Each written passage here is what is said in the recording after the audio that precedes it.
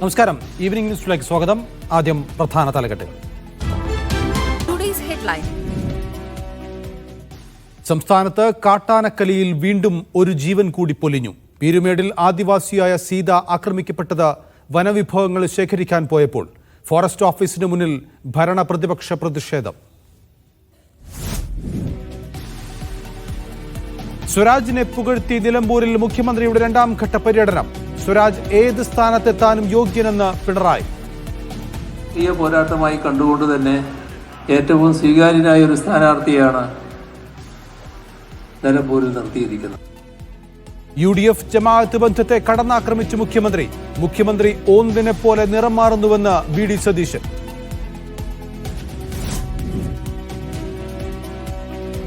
മുണ്ടക്കൈ ദുരന്തബാധിതരുടെ വായ്പ എഴുതിത്തള്ളാത്ത ദുരന്ത നിവാരണ അതോറിറ്റിക്കും കേന്ദ്ര സർക്കാരിനും ഹൈക്കോടതിയുടെ രൂക്ഷ വിമർശനം. ദുരന്ത നിവാരണ നിയമത്തിൽ ചട്ടമില്ലെങ്കിൽ കേന്ദ്ര അധികാരം ഉപയോഗിക്കണം. നടപടിയെടുത്തില്ലെങ്കിൽ കേന്ദ്രം അശക്തരെന്ന് പറയേണ്ടി വരുമെന്നും സ്വരം കടുപ്പിച്ച് കോടതി.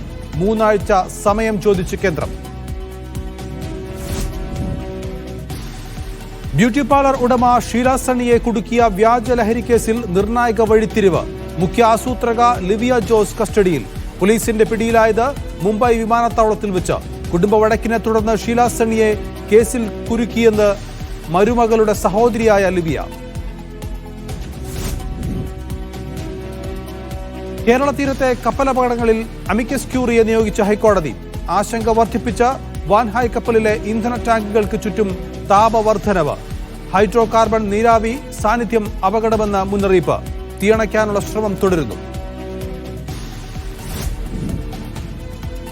കുറ്റ്യാടിയിൽ പ്രായപൂർത്തിയാകാത്ത കുട്ടിയെ മയക്കുമരുന്ന് നൽകി പീഡിപ്പിച്ച കേസിൽ പ്രതി അജ്നാസിന്റെ ഭാര്യയും അറസ്റ്റിൽ. നിരവധി കുട്ടികൾ ദമ്പതികളുടെ പീഡനത്തിനിരയായെന്ന് സംശയം.